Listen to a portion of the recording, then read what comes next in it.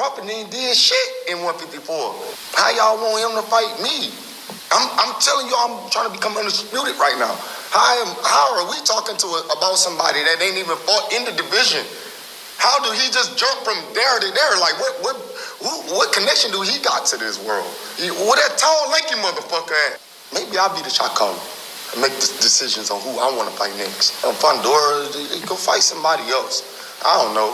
Crawford, go fight. Y'all fight each other. I'm busy. Motherfucker, I'm busy. When he fighting again? Shit. When the fuck is he fighting again? Like, who the fuck he fought last? Like, I don't even know nothing about the kid. Don't ask me about Crawford, because that motherfucker ain't in my division. Like, we talking about a 147 pounder that was a 140 pounder. We need to fucking compare. I get it. He won the undisputed, right? At 147, at 140. This shit is different when they get down to 147. 147, 154, 160, 68. This shit is different.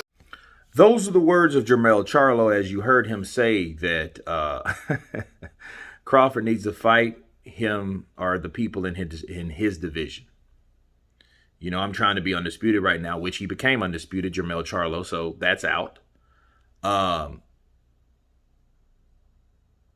When is he fighting again? I don't even know who he fought. Well, he fought Sean Porter, a guy that your stablemate fought for 12 fucking rounds. He fought that same guy and stopped him in 10. Okay, so, you know, he's like, well, why don't he go fight Fonfora? I'm like, why don't you go fight Fonfora? You know what I mean? Like, it's crazy that these guys like, hey, I'm busy. You know, I'm busy. Okay, I get it. I like Jermell. I like Jermell. But I see, though, once this is the response that Jermell gave in response to what Terence Crawford said. Terence Crawford said this, simple. I'm going to take those belts from Errol Spence, then I'm coming to 154, and I'm taking your belts by beating your ass, too. That's what Terence Crawford said. This is the rebuttal. It's a piss poor rebuttal. I'm busy. I'm busy. Like, listen. What we heard, and this is the only reason that Terence Crawford said what he said, because Jermell started popping off like he's known to do, and saying that, hey, you from Nebraska. I know people from Nebraska. You don't do it like us down in Texas do it. You're not about that life like us in Texas. So then he automatically made it a territorial thing. Like you drew a line in the sand by doing that. He needs to understand that. Second, he's like, oh, well, you know, he better stay his ass where he's at. He don't need to come to 154 coming in there. You know, those are the things that Jermell said. He better stay where he's at. And he doesn't belong up here. He ain't about that life. He's not from Nebraska. He's not about that.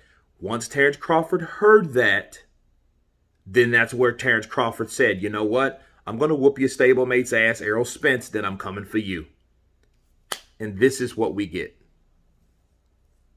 In my counterpunch to that video, it's unacceptable. Because there's no promises. It's saying, I'm busy. Fight someone else in your weight class. You haven't fought anyone. When are you fighting again? I don't know the last person you fought. And I'm like, you don't know Sean Porter, right? You don't know that he stopped Sean Porter, right? I understand that he's in a different weight class. Cool. But then, you know, then you say, well, maybe I should be the shot caller at my division. Okay, so you're trying to be another fucking Canelo? So people are pissed at Canelo for Canelo taking his own fight, so you want to be more like him? Come on, man.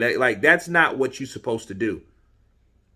You want to be the baddest man in the division. You be the baddest man on the hill, and you're standing on that hill. And anybody that walks up that hill, they can get it. That's the attitude that he should get or should have. But it seems to me like what people do, they see a person do something, and then they talk shit about that person doing that particular thing, then they turn around and want to do the same thing. They want to duplicate what they say they don't like. So him saying, let me pick fights and this, that, and the other. What the hell are you picking fights for? You know, just because you got all those straps, that means now it's time to begin, not as the time to end. You know, now it begins. Why? Because now you're the king of every sanctioning body. You are the champ in every particular world-class sanctioning body. That's that. That is Jermell Charlo. So for him, and understand, him saying that, it's like, okay, if he whoops, and that's what I told people in my last video about this stuff. If he beats Errol Spence, be sure that that energy is going to change again. Man, he need to stay at 147. You're talking about a guy that went from 135. He champ at 135, unified, totally unified 140, goes to 147, totally unifies 147, and you're telling me that you don't want a piece of him at 154, you being the undisputed champ like he is at 147. That shows chicken shit, and it shows that you're not comfortable in your own ability. It shows concern. It shows worry. It shows fear. Now, I ain't known a Charlo to be scared of nothing, just like Jermell said. I ain't scared of no human art. Remember that? So if Terence Crawford beats Errol Spence, and then he says, you know what? I'm dropping all these damn belts because I'm coming to get yours. I've got these.